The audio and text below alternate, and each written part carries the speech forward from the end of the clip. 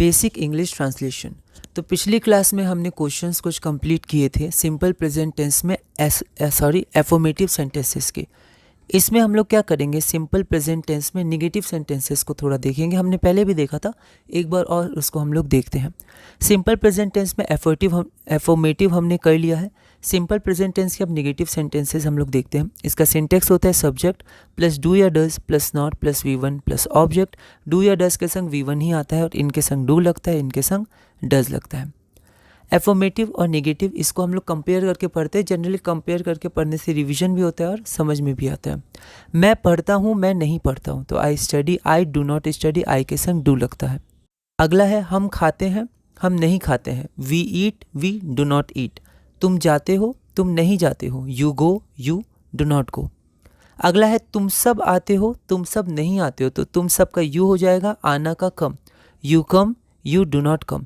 वह लाता है, वह नहीं लाता है, तो ही ब्रिंग्स। यहाँ ही के संग V5 तो आएगा, पर जब उसका निगेटिव बनाएंगे तो ही के संग डज आएगा और डज के संग V1 होता है, तो ही डज नॉट ब्रिंग।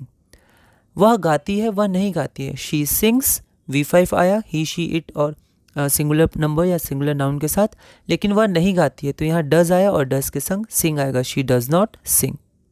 आगे हम लोग देखते हैं, वे हंसते हैं, वे नहीं हंसते हैं, तो they laugh, they do not laugh. अगला है चिड़िया उड़ती है। यहाँ पर चिड़िया क्या है, तो सिंगुलर है, क्योंकि अगर प्लूरल होता तो होता चिड़ियाँ उड़ती हैं, तो चिड़िया उड़ती है, द बर्ड फ्लाई। चिड़िया नहीं उड़ती है तो the bird does not fly.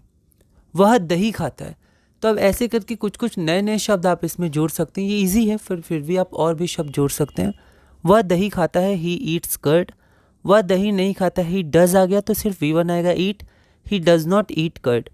हम बाहर जाते हैं, वी गो आउट। हम बाहर नहीं जाते हैं, we do not go out.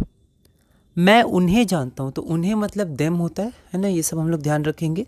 और जानना का होता है नो, आई नो देम। मैं उन्हें नहीं जानता हूँ, I do not know them.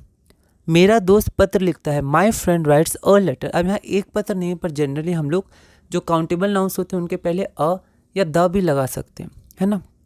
Singular के पहले हम लोग द लगा सकते हैं, प्लूरल के पहले भी, पर हम लोग प्लूरल के पहले फिर अ और एन नहीं लगा सकते हैं। ए और एन सिंगुलर के पहले ही आता है, सिंगुलर काउंटेबल। तो my friend writes a letter. मेरा दोस्त पत्र नहीं लिखता है, my friend does not write a letter.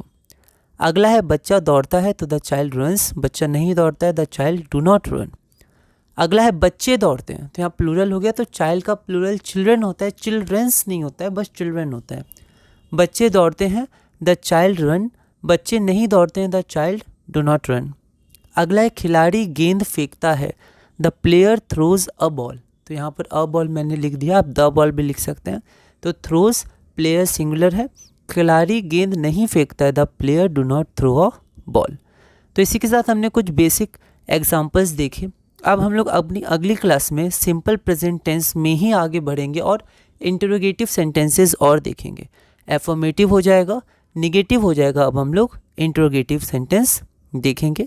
Interrogative का सिंटेक्स होता है डू या डज पहले आ जाता है, फिर सब्जेक्ट V1 और ऑब्जेक्ट। तो इस वीडियो में हमने सिंपल प्रेजेंट टेंस में निगेटिव सेंटेंसेस के कुछ एग्जांपल्स देखे। अगली वीडियो में हम लोग इंटरोगेटिव सेंटेंसेस के कुछ एग्जांपल्स देखेंगे और धीरे धीरे अपने बेसिक इंग्लिश ट्रांसलेशन में आगे बढ़ेंगे।